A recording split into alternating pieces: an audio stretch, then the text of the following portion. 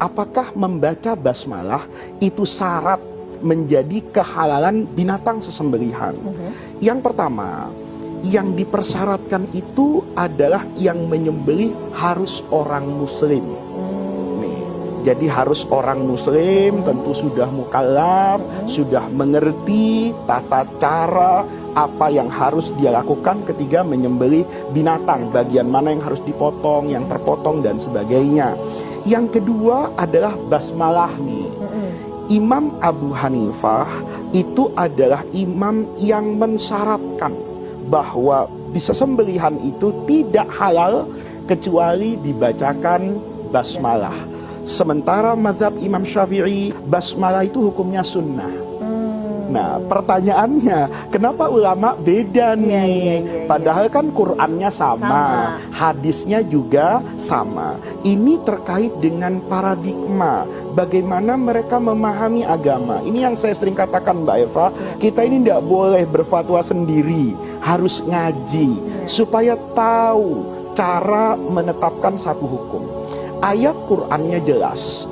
Kata Allah, jangan sekali-kali kamu makan mimma lam yudhkarismullah, yang tidak disebutkan nama Allah.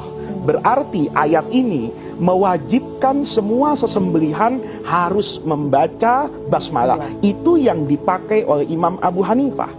Sementara ada banyak hadis nih, tadi itu ayat Quran, hadis yang Nabi mengatakan sesembelihan orang muslim, kalau yang menyembelih itu muslim, itu tidak perlu dipertentangkan apakah dia membaca basmalah atau tidak membaca basmalah.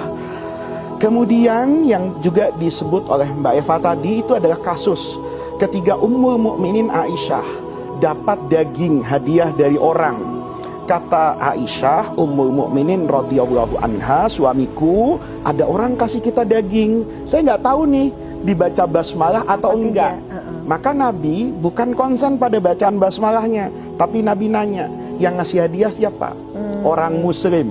Nah, kalau sudah muslim yang memberi, dan mayoritas di Madinah itu orang muslim yang menyembelih, kata Nabi, sudahlah, bacalah kalian basmalah, makan.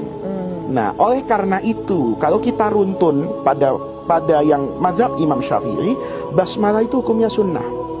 Kenapa? Imam Syafi'i itu menerima dua dalil ini. Ayat Qur'annya dipakai, hadisnya juga dipakai ini. Kenapa? Karena kata Imam Syafi'i bahwa ayat Quran yang dalam ilmu usul fikih statusnya qad'i itu boleh ditaksis, dikecualikan dengan dalil hadis ahad yang bersifat dhanni.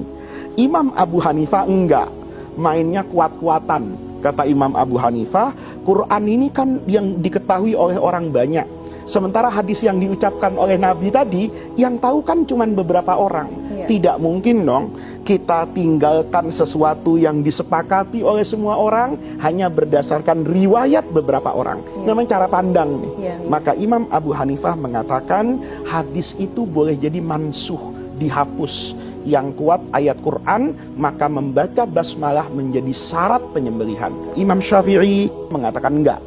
Itu Allah memerintahkan kepada kita bahwa setiap menyembelih dan melakukan apapun jangan lupa baca basmalah.